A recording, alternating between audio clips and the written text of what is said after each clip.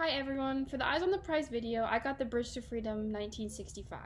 I was able to find relatable issues in today's world just like there was in 1965. The Bridge to Freedom was a time where colored people were fighting for their rights to vote. There was one thing connecting all these movements together 55 years later, and that is fighting for equal justice, was that in 1965, in Marion, Alabama, they had a nighttime march to protest for equal justice and for the rights to vote. Is that a kid named Jimmy Lee Jackson was shot point blank range by an Alabama state trooper because he was protecting his mom from being killed by another white person.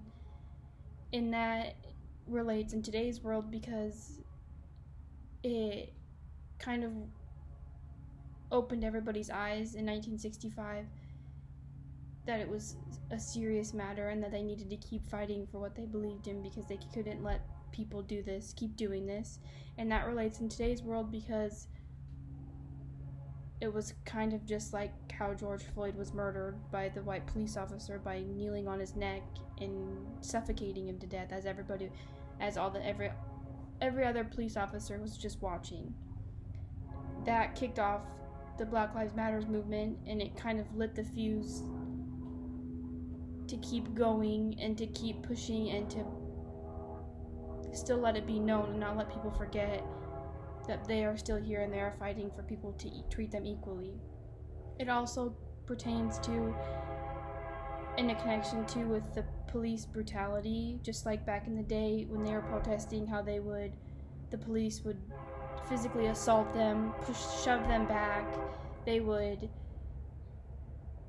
do all that stuff as they are doing in today's world at protests too. One idea and concept that has been brought to light in 2020 from 1965 is the nonviolent protesting.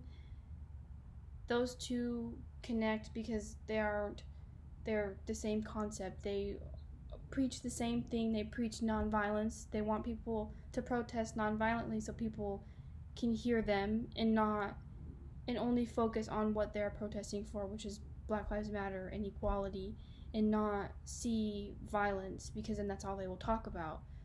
And that's what they did in 1965 as they marched across the bridge together peacefully, singing, nonviolent, and as they are doing now in 2020, where they marched in front of Capitol buildings, in front of buildings, on streets, on roads, on sidewalks.